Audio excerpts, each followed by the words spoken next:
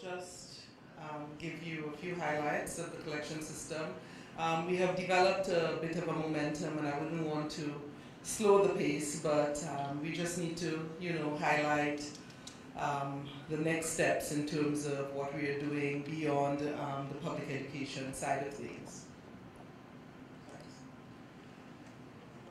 Okay, just to give you an overview, what we did a couple of months ago, we had a number of discussions and consultations with various organizations and sectors of society as we attempted to broaden and to develop the whole scheme for collection. So here you will see that we are targeting three main streams: households or communities, institutions, and under institutions we are looking at schools, and thirdly we're looking at the private sector, and under the private sector umbrella we are targeting specifically hotels. In terms of the household and the community collection systems, this is where we are proposing an incentive scheme to complement that, and we will hear a bit more about that incentive scheme from Accela Marketing and Converge Solutions, who have been working on that component. In terms of the schools, we've gotten very good feedback, and we have a number of schools that had expressed an interest and we started working with. Unfortunately, we had a few challenges with the COVID-19 situation, and what we've attempted to do, as a matter of fact, we've developed a different strategy or a modified strategy for the schools, where we would be doing virtual education modules as well as a physical collection when school resumes in the coming months. With respect to the private sector, we have on board a number of hotels, and we're hoping again when most of these hotels reopen, we'll be able to expand the collection system. But for now, we are going to be starting with hotels like Bay Gardens, that is currently opened, and the Sandals Resorts.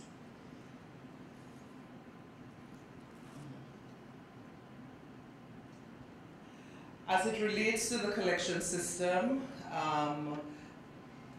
earlier Barbara mentioned that we have a billboard in the Rodney Bay area. This is one of the billboards you will see, basically announcing a collection point coming to a region near you, and the main zones that we will be setting up collection points in Rosalie, Castries, Micoud, Soufrière, Labrie, and Vieux-Fort.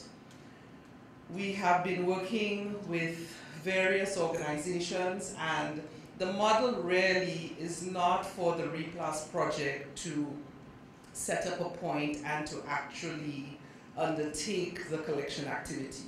The model is really for us to support the existing community-based organizations to actually mobilize and to facilitate the collection of plastic. So in that regard, for example, in Rosalie, we are working with the Rosalie Constituency Council, and they will be the ones mobilizing their volunteers and actually undertaking the collection process in Rosalie, but with the support of the project. So we would provide them with the resources required to facilitate depots in the community. And just to give you a general overview on that, so for example, for Rosalie, there would be collection once a week, and it would be a combination of a fixed location as well as a pop-up location. So Rosalie would have 2 collection days in the month in the Rodney Bay area. There would be 1 day in Monchy and 1 day in Grand Riviere. And a similar situation would exist in Castries, Labrie. Castries would be working with the Caribbean Youth Environmental Network, so they would be coordinating the depots for Castries. And Labrie, we are working with the Labrie Development Foundation, so that would be the depot those would actually be at the location of the foundation's premises. Vieux Fort, we're working with the Vieux Fort Constituency Council, and the Vieux Fort model would be similar to Rosalie, where they would have some fixed locations as well as pop-up locations in different communities to facilitate the rural communities where persons may not be mobile and be able to bring in the plastic to the central depot.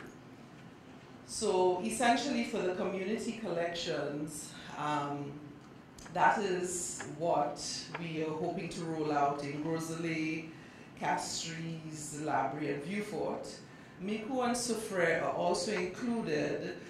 Initially, Micoud and Soufrière represented the locations where we were doing collections at schools. But due to the COVID-19 issue and the fact that schools had been closed for a while, in an effort to still have coverage in those locations, we are going to do community collections in Micoud and Soufrière as well.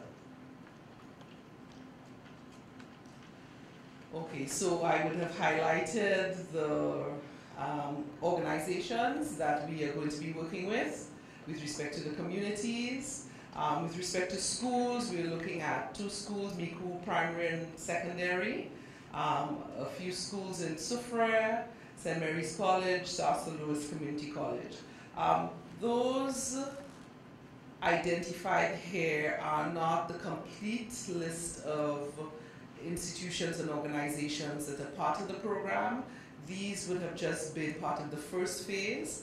As you can imagine, we have numerous expressions of interest, and as it's a pilot project, there's a need to be a bit selective in terms of the number of organizations and the number of locations that the project is implemented in.